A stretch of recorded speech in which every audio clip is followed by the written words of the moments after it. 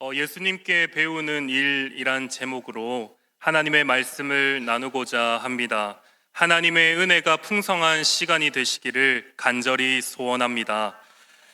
제본스의 역설이란 현상이 있습니다. 18세기 후반에 증기기관의 발전으로 적은 석탄으로 더 많은 에너지를 사용할 수 있게 되었습니다. 그래서 사람들은 생각했지요. 이제 석탄을 조금만 써도 기계가 잘 작동하니까 석탄 소비량이 줄어들 거야 라고 생각했습니다. 하지만 시간이 흘러 영국 경제학자 스탠리 제본스는 재미있는 사실을 발견했습니다. 오히려 석탄 소비량이 늘어났다는 것입니다. 효율성이 좋아지자 기계를 사용하는 비용이 저렴해졌고 세상의 모든 공장이 증기기관을 도입하면서 오히려 석탄 소비량이 폭발적으로 늘어나게 된 것입니다. 이를 제본스의 역설이라고 말합니다. 요즘 AI와 로봇이 빠르게 발전하고 있습니다. 우리도 이에 따라 동일하게 생각합니다. 이제 AI와 로봇이 이렇게 많이 발전하면 인간은 더 이상 일을 덜 하지 않을까라고 생각하곤 합니다. 하지만 제본스의 역설을 대입해 보면요, 기술이 발전하면 할수록 더 효율적으로 일하게 되어서 한 개인은 더 수준 높은 일을 더 많이 하게 될 것으로 예측할 수 있습니다. 우리는 이 이론을 집안일에서도 경험할 수 있습니다. 아무리 좋은 가전제품이 많이 개발되었지만 한 가지 유명한 명언은 여전히 사라지지 않고 있습니다. 바로 집안일은 해도 끝이 없다는 것입니다. 우리는 삶의 많은 시간을 일하는 시간으로 보냅니다. 또 앞으로 우리는 계속해서 멈추지 않고 일을 하게 될 것입니다. 그런데 참 불행하게도요, 일이 즐겁지 않고 스트레스로 다가올 때가 많습니다. 또 일이 얼마나 싫은지 심지어 월요병이라는 말도 있습니다. 예전에 월요병을 이기는 방법이 뉴스에 소개된 적이 있습니다. 어떤 방법이지 궁금해서 내용을 자세히 보니 일요일에, 즉 주일에 출근해서 잠깐 일하면 월요병에 도움이 된다는 말도 안 되는 내용을 뉴스에서 보도한 적이 있습니다. 이처럼 우리는 삶의 대부분의 시간을 일하는 데 사용하지만 행복하게 일할 수 있는 방법을 잘 알지 못한다는 것입니다. 이것이 바로 우리의 문제입니다. 우리 예수님께서도 일을 피하실 수 없으셨습니다. 오늘 본문 43절입니다. 예수께서 이르시되 내가 다른 동네들에서도 하나님의 나라 복음을 전하여야 하리니 나는 이 일을 위해 보내심을 받았노라 하시고, 예수님 역시 이 땅 가운데 일하기 위해 왔다고 우리 가운데에 말씀하십니다. 그러나 예수님은요, 행복하게 일하셨고 일의 노예가 아니라 오히려 일을 너무나도 즐겁게 감당하셨는 줄로 믿습니다. 사랑하는 성도님 여러분, 우리 함께 오늘 이 시간 예수님의 일터에 방문합시다. 그리고 예수님께 나아가서 어떻게 하면 행복하고 즐겁게 일할 수 있는지 우리 예수님에게 배우는 시간을 가지기를 소원합니다. 바라옵기는 오늘 이 설교를 통해서 행복하고 즐겁게 일하는 우리 모든 성도님들이 되시기를 간절히 소원합니다. 예수님으로부터 배우는 행복하게 일하는 첫 번째 방법은요, 일 너머의 하나님을 바라보아야 합니다. 예수님은 일에 집중하기 전에 일 너머의 하나님을 먼저 바라보셨습니다. 우리 43절 다 함께 한번 읽겠습니다. 시작.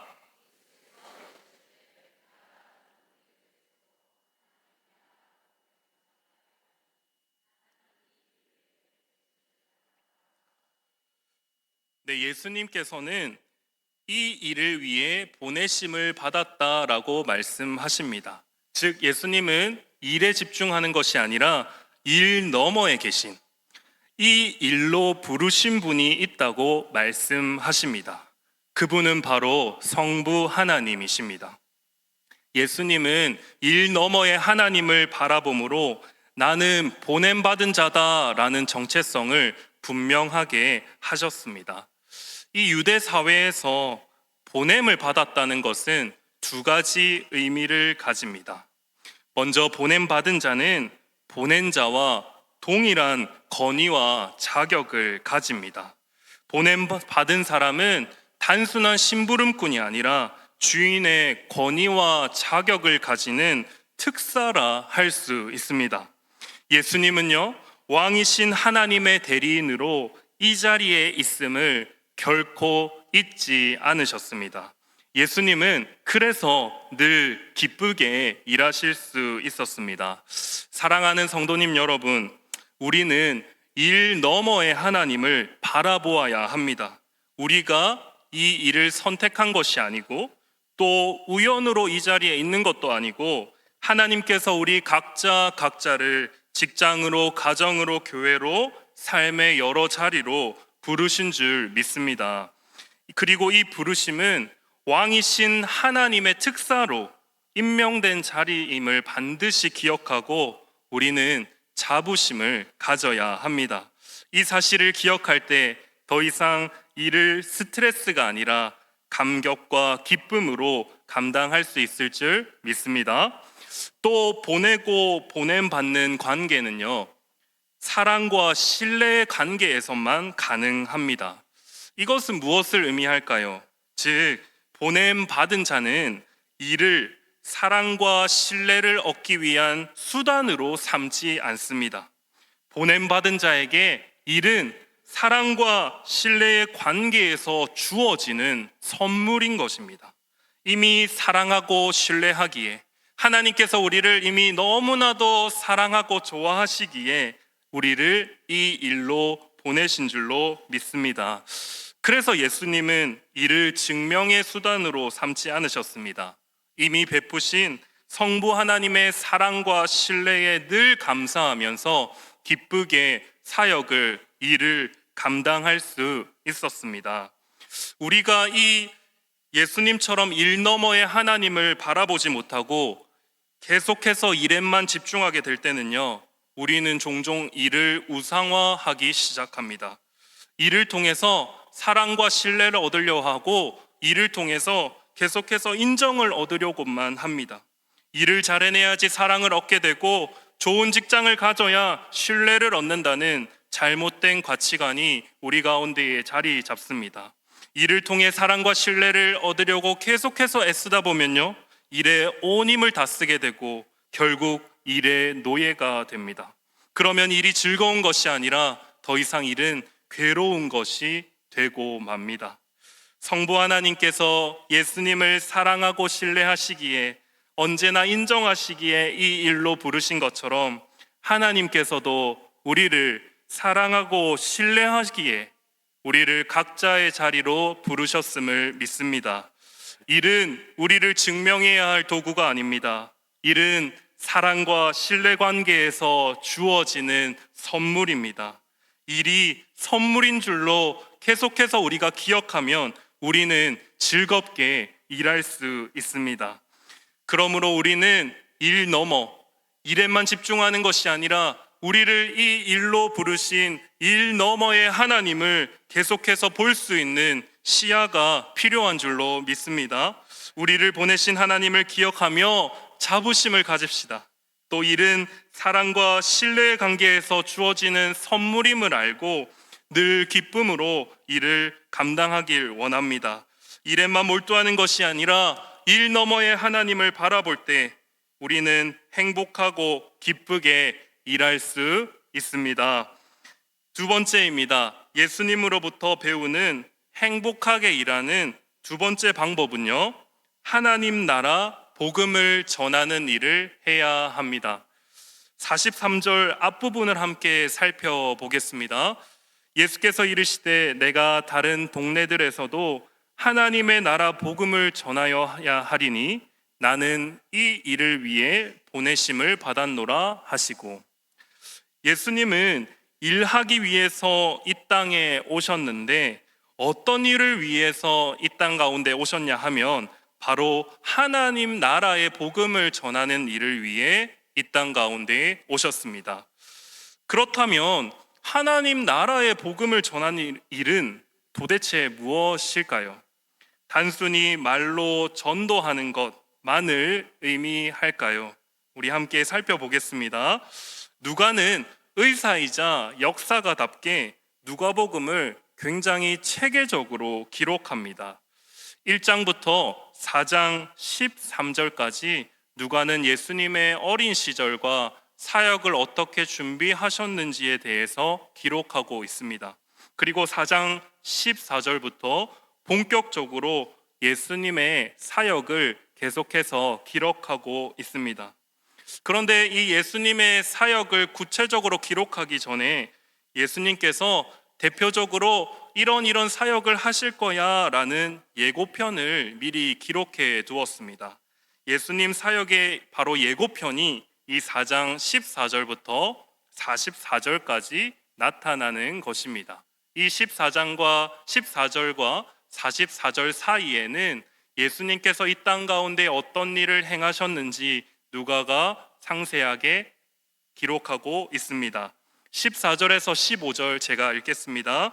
예수께서 성령의 능력으로 갈릴리에 돌아가시니 그 소문이 사방에 퍼졌고 친히 그 여러 회당에서 가르치심에 뭇 사람에게 칭송을 받으시더라. 먼저 예수님은 하나님의 말씀을 가르치셨습니다. 하나님의 말씀을 제대로 가르치심으로 한 영혼을 계속해서 살려내셨고 한 영혼을 이 말씀으로 계속해서 배부르게 하셨습니다. 35절입니다. 예수께서 꾸짖어 이르시되 잠잠하고 그 사람에게서 나오라 하시니 귀신이 그 사람을 무리 중에 넘어뜨리고 나오되 그 사람은 상하지 아니한지라. 예수님은 이 땅 가운데 오셔서 귀신을 내쫓아내셨습니다. 귀신으로부터 삶이 엉망이 된 사람들을 향해 예수님께서는 귀신을 쫓아내시고 그 한 영혼을 회복시키시는 일을 감당하셨습니다. 그리고 39절과 40절입니다. 예수께서 가까이 서서 열병을 꾸짖으신데 병이 떠나고 여자가 곧 일어나 그들에게 수종드니라.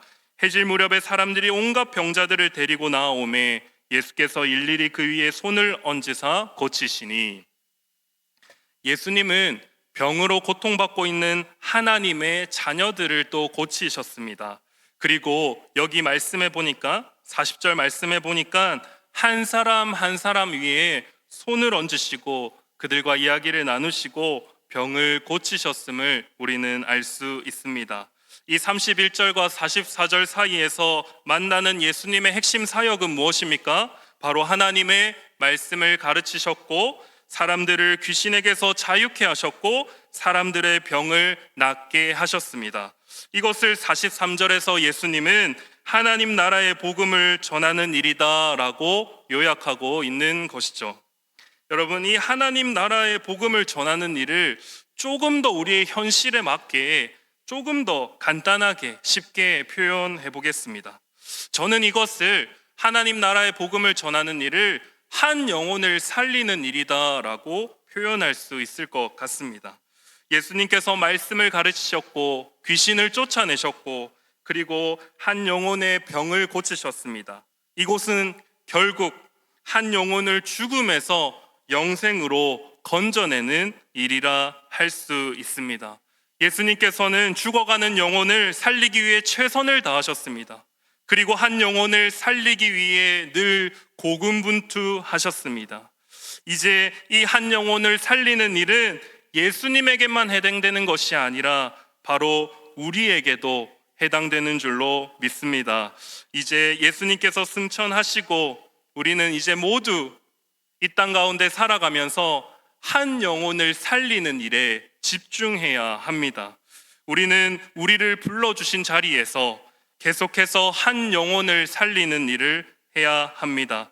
사랑하는 성도님 여러분, 이것은 결코 우리 모두가 당장 일을 그만두고 교역자가 되고 선교사가 되라는 말이 아닙니다. 우리를 불러주신 일터에서 한 영혼을 살리는 일이 우리 일의 목적이 되어야 하는 것입니다. 내가 일에 최선을 다하는 이유도 한 영혼을 살리는 일이어야 합니다. 직장에서 만나는 직장 동료의 영혼에 우리는 계속해서 관심을 가져야 합니다. 또 나의 일터에서 나의 행동이 한 영혼을 파괴하고 있다면 우리는 그 일을 멈출 수 있어야 합니다. 최근에 우리 교회 성도님들은 참 일터에서 한 영혼을 살리기 위해 애쓰시고 계시구나를 경험한 적이 있습니다. 가까운 초등학교에 대학교 시절 동기가 선생님으로 있습니다. 며칠 전에 만나서 같이 밥을 먹었습니다. 이 교회를 다니지 않는 친구인데 밥을 먹다가 저에게 한 가지 질문을 했습니다. 땡땡땡 선생님 아세요? 알지. 왜냐하면 저희 교회 성도님이셨습니다. 아니, 그 선생님이 거제교회 다니면서 아기 놓으면 금 준다고 교회 나오라고 하던데 맞아요? 라고 물어보았습니다. 맞지. 이 이야기를 나누는데 그런 생각이 들었습니다. 이 성도님은 일터에서 한 영혼을 살리기 위해 너무나도 애쓰고 계시구나. 이 아기를 낳으면 금을 준다는 말이 나오기까지 사실 얼마나 많은 삶의 이야기를 나누었겠습니까? 솔직히 일터에서 삶의 이야기를 나누는 것이 굉장히 쉽지가 않습니다. 그런데 이분은 한 영혼에 관심을 가지고 이 지체가 어떻게 살고 있는지 또 아기는 있는지 물어보며 이 친구가 둘째 아기를 계획하고 있구나를 발견했을 것입니다. 그리고 이 영혼을 교회로 데리고 나오고 한 영혼을 살리기 위해 금 이야기를 하며 교회로 초청했을 것을 저는 확신합니다. 이처럼 우리는 직장에서 자기에게만 주목하고 자기 사랑에서 벗어나서 힘들고 어려운 동료의 친구가 되어주고 또 힘들고 어려운 동료의 이야기를 들어줄 수 있어야 합니다. 또 내게 주어진 일을 정직하고 성실하게 함으로 한 영혼을 살리는 일을 정말 지속적으로 하다가 보면요, 우리 안에 일에 대한 기쁨과 행복이 넘치게 되는 줄로 믿습니다. 그래서 사랑하는 성도님 여러분, 우리가 속한 일터에서 또 나를 지금 불러주신 그 자리에서 우리의 우선순위를 조정합시다. 우리의 최우선순위는 돈도 아니고 자아실현도 아니고 다른 어떤 것도 아니고 한 영혼을 살리는 일인 줄로 믿습니다. 그렇게 계속해서 한 영혼을 살릴 때 우리는 늘 행복하고 즐겁게 일터에서 일하게 될 것입니다. 이제 예수님께서 우리에게 가르쳐 주시는 이 일터에서 행복하게 일하는 마지막 방법은요, 한적한 곳에 머물러야 합니다. 42절입니다. 제가 읽겠습니다. 날이 밝음에 예수께서 나오사 한적한 곳에 가시니 무리가 찾다가 만나서 자기들에게서 떠나시지 못하게 만류하려 하매. 오늘 읽은 말씀뿐만 아니라 누가복음에는 예수님께서 늘 한적한 곳에 머무르셨다라는 말이 많이 등장합니다. 쉽게 말하면 잘 쉬어야 한다는 것이죠. 예수님은 한 영혼을 살리기 위해 매일매일 고군분투하셨을 겁니다. 예수님은 오늘 말씀에서와 같이 한 사람 한 사람 손을 얹으며 병을 고치신 것을 볼 때 아주 밤늦게까지 치유 사역을 계속해서 지속하셨을 것입니다. 그런데 예수님께서는 한 명이라도 더 치유하고 싶으셨지만 어느 시점이 되면 딱 일을 멈추고 잠을 청하러 가셨을 것입니다. 왜냐하면 아침 일찍 일어나 한적한 곳에 머무르며 쉼을 가지기 위함이었습니다. 사랑하는 성도님 여러분, 예수님께서 반복적으로 한적한 곳에서 계속해서 쉼을 가지신 것처럼 그 쉼을 위해 애쓰시고 노력하신 것처럼 우리도 기쁘게 일을 감당하기 위해서는 반드시 한적한 곳에서의 쉼을 계획할 수 있어야 합니다. C.S. 루이스라는 신학자는 우리 가운데 이런 말을 했습니다. 대부분의 경우 바쁨은 쉴 수 있을 만큼 잘 계획하지 못한 것이기 때문에 일종의 태만이다. 즉, 쉬지 못하고 계속해서 바쁘게 일만 하는 것은 쉼을 잘 계획하지 못하는, 계획을 잘 하지 못하는 게으름 때문이다라고 이 신학자는 우리 가운데에 말하고 있습니다. 또 무엇이 우리를 잘 쉬지 못하게 합니까? 때론 욕심이 우리를 쉬지 못하게 만들기도 합니다. 멈추면 도태될 것 같고 조금이라도 더 일해서 더 벌어야 잘 먹고 잘 살 수 있다는 이 생각이 우리 모두에게 만연합니다. 이 생각이 우리에게 당연하다 느껴집니다. 하지만 이 시대 가운데에, 이런 생각이 만연한 이 시대 가운데 예수님께서 우리 가운데 행복하게 일할 수 있는 방법은 무엇이냐 하면 더 죽도록 일하라가 아니라 규칙적으로 멈추고 쉬어라 라는 것입니다. 그런데 여기서 우리가 한 가지 더 중요한 것을 발견할 수 있어야 합니다. 쉬는 방법입니다. 예수님은 어떻게 쉬었을까?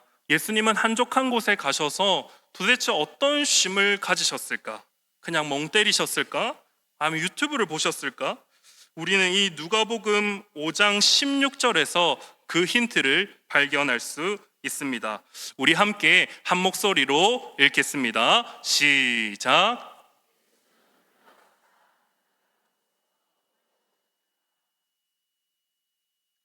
오늘 본문에는 생략되어 있지만 누가복음의 다른 본문을 통해서 짐작하면 예수님께서 한적한 곳에 늘 홀로 계셨던 이유는 바로 기도하기 위함이었습니다. 예수님은 이 한적한 곳에 가셔서 하나님과 이런저런 대화를 나누시면서 쉼을 가지셨습니다. 그리고 성부 하나님께 지금 하고 있는 일의 의미와 일의 방향성에 대해서 물어보며 점검하였을 것입니다.